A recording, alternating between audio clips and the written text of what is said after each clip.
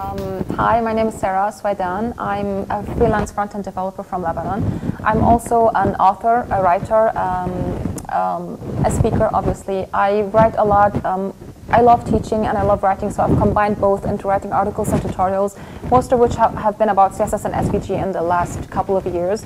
I like to break complex subjects into very simple and easy to understand ones, and this is pretty much all I do, whether it's by writing or speaking. You've been here today because of an SVG talk? SVG talk, yes. Yeah. Why using it? Well, SVG is great. This is kind of like the short way to talk about it.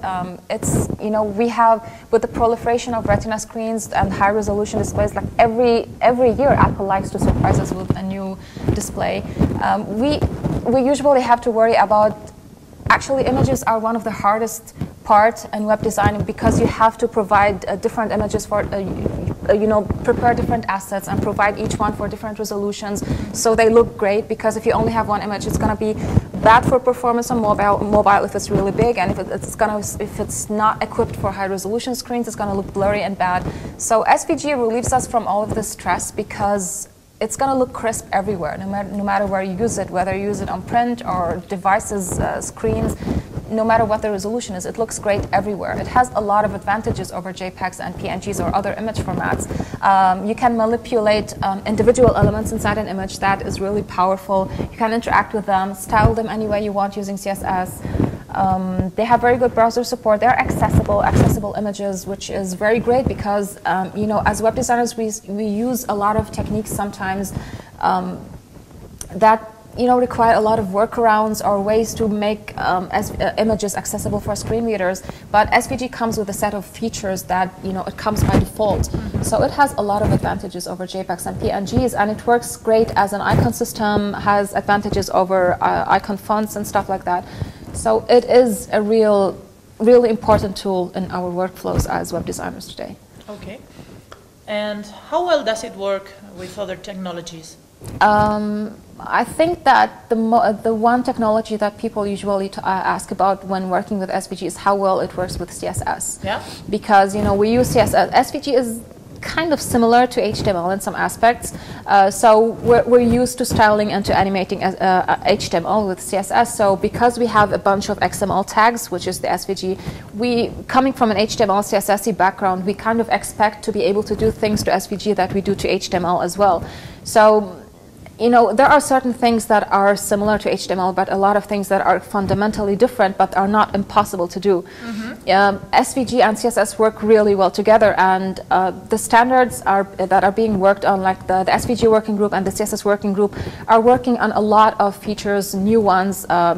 Some of them are being implemented today, some of them in the future. That's going to make working with CSS and SVG a lot easier together. SVG can also be included in HTML5 documents. They work pretty well together, and it's like, you know, it's perfect. It's just perfect.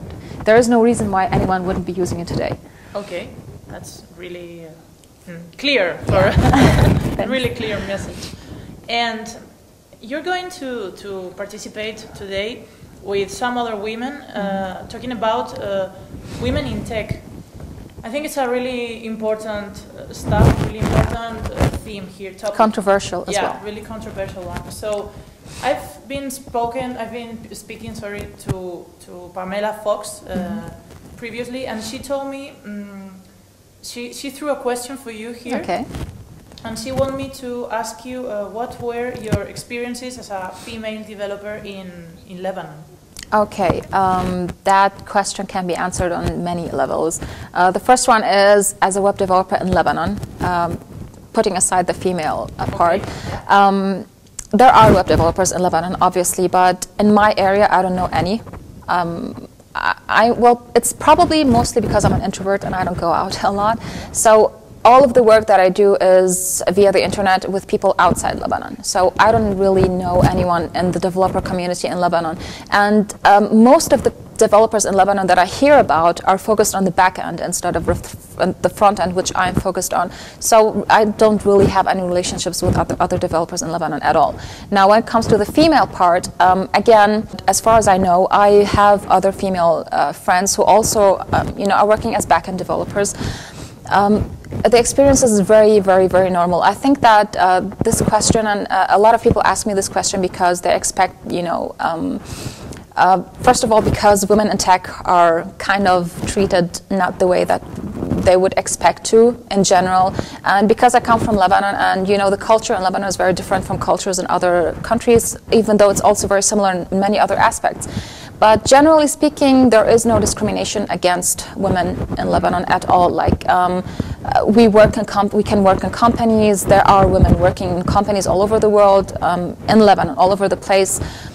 I don't get any kind of discrimination for being a female in tech. Actually, all of the comments and emails that I've gotten ever since I started doing this work were actually supportive from men in Lebanon and any other Arabic area in the Middle East.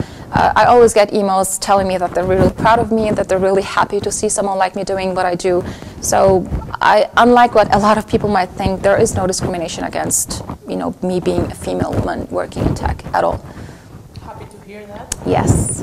And so, this comes to an end. Sorry for this. That was fast. And many thanks for sharing this little time with us, Sara. Okay, thank you. And see you soon. Where can we see you soon? I mean, in another talk? Well, I'll be at the Women in Tech today, and this conference actually concludes my conference season for 2014, so I won't be speaking at any conferences till 2015. Okay. Yeah. Well, we'll follow you. Yeah, you can follow me on Twitter. Yeah, you're most welcome, right. of course. Thank you, Sara. Thank you for having me.